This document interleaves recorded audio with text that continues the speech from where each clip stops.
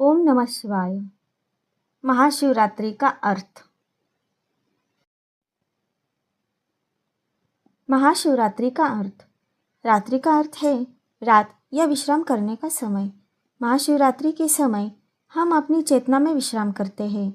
यह समय है अपनी अंतरात्मा और चेतना के साथ उत्सव मनाने का। महाशिवरात्रि के दिन साधना के माध्यम से हम दिव्य चेतना की शरण में चले जाते हैं। दिव्य चेतना की शरण में जाने के दो तरीके हैं, ध्यान अर्थात साधना और समर्पण। समर्पण अर्थात यह विश्वास रखना कि कोई शक्ति है जो हर पल हर घड़ी हमारा ख्याल रख रही है और हमारी रक्षा भी कर रही है। साधना और समर्पण के माध्यम से हमारे भीतर शांति रहती है, जिससे महाशिवरात्रि का सार अनुभव करने में हमें मदद प्राप्त होती है। भगवान शिव के प्रतीक भगवान शिव हर जगह व्याप्त है। हमारी आत्मा में और शिव में कोई अंतर नहीं है, इसलिए यह भजन भी गाते हैं, शिवो हम मैं शिव स्वरूप हूँ।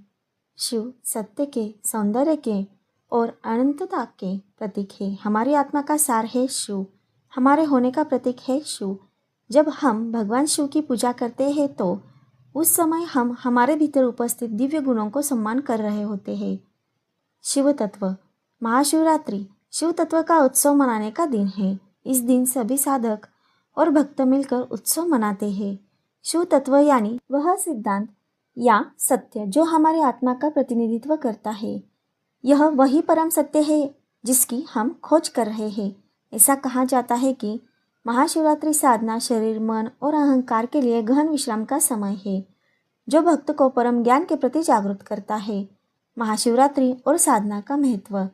यदि आपको इस भौतिक जगत के पार जाना है तो अनासक्ति और साधना के माध्यम से ही जाया जा सकता है। हमारे अस्तित्व के कई आयाम हैं।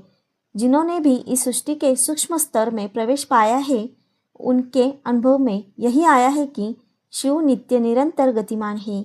इसका आनंद यदि आपको लेना हो तो शरीर, मन, बुद्धि, चित्त और अहंकार के परे जाना ही होगा।